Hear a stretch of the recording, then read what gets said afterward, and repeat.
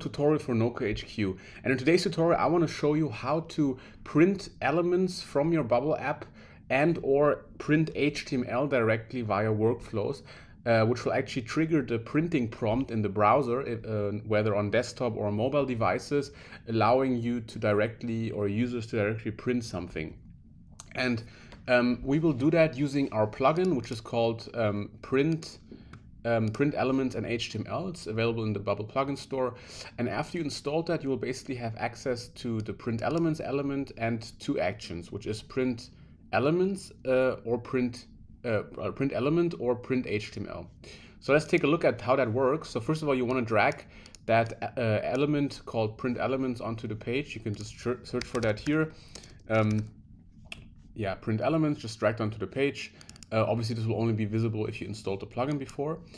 And then basically what you can do is you can trigger a workflow. So for example, on the click of a button, let's take a look at this button here, start at a workflow. So let's actually go here into element actions. You can see print elements and we have two options, element and HTML. So what's the difference?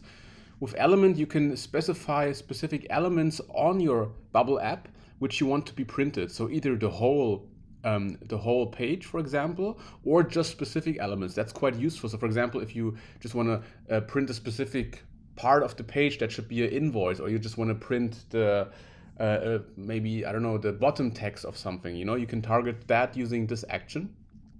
Whereas print HTML literally allows you to define the HTML that should be printed. Okay, so let's take a look at the first option. So here, print elements A. Okay, so that's the option where you print an element. You will have to specify an element ID. This will tell the plugin what element it should print.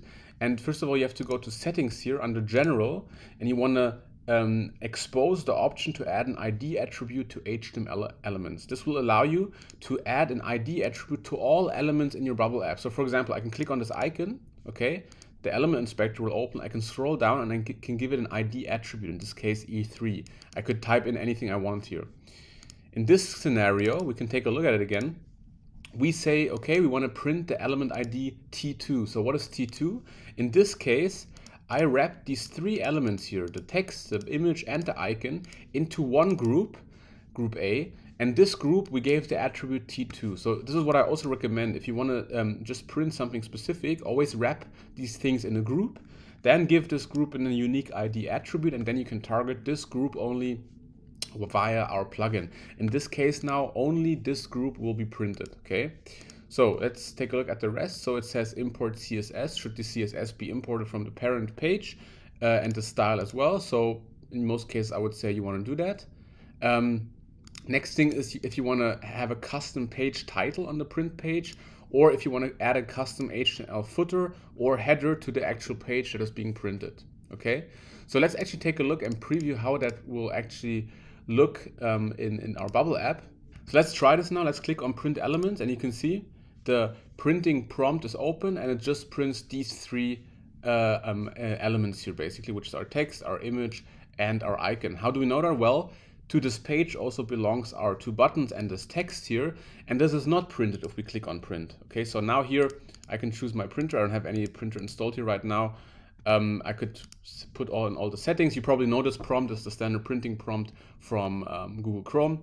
But yeah, we can automatically print whatever we defined in this group here.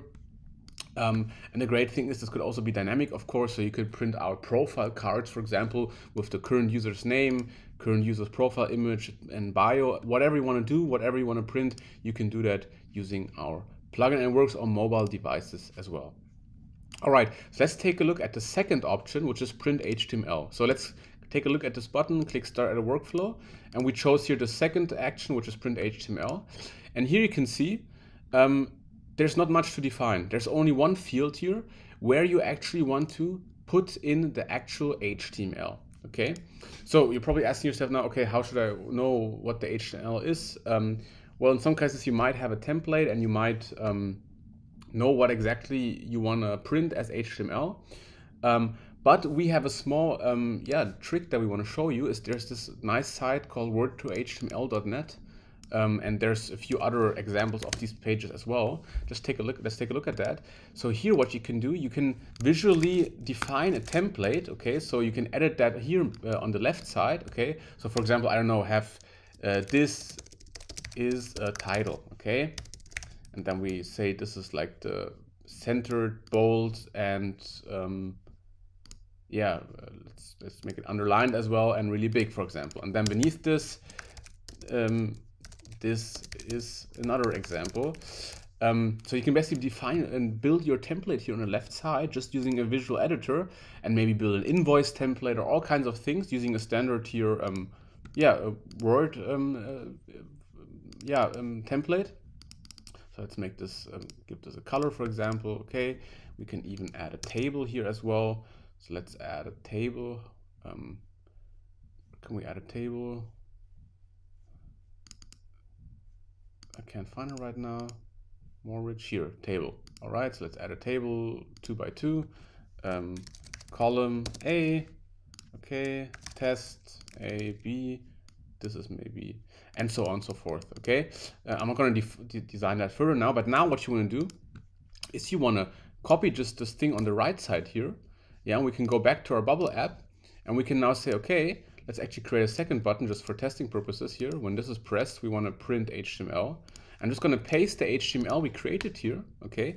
And now, for example, the great thing is you could add dynamic data. So let's say you build an invoice template, and this is then the invoice name. So you could add that here. You find this text, this is a title, and you replace that with, for example, whatever, current user's email, or current user, or do a search for something. So you can enter dynamic data here, which is quite great. Let us actually change that a bit. Let's maybe just say this is dynamic data. Okay, let's just assume that it's dynamic data. But you can see you could also, so this is dynamic data. You could also add this here. This is, and we also have our table here with column A, test, B, and A. So you could populate the table with dynamic data. So all of that is possible. So let's actually preview this now, just to see how that looks. So let's click here on this Edit Me button, which is the one we just defined. Take a look at what happens, and perfect. You can see this is what we defined here in our Word template here. We have our table here. We have our title with the underline and bold. We have our other text here with the color, and it works perfectly fine. And as mentioned already, you can insert dynamic data here as well. And you can really style this here completely by basically building a real template for something here, insert images and so on and so forth, give a border to this table. And there's various other websites and applications that allow you to build that basically. So yeah, that's basically it. I hope you learned something, and I want to see you guys for the next tutorial of NoKHQ. Bye.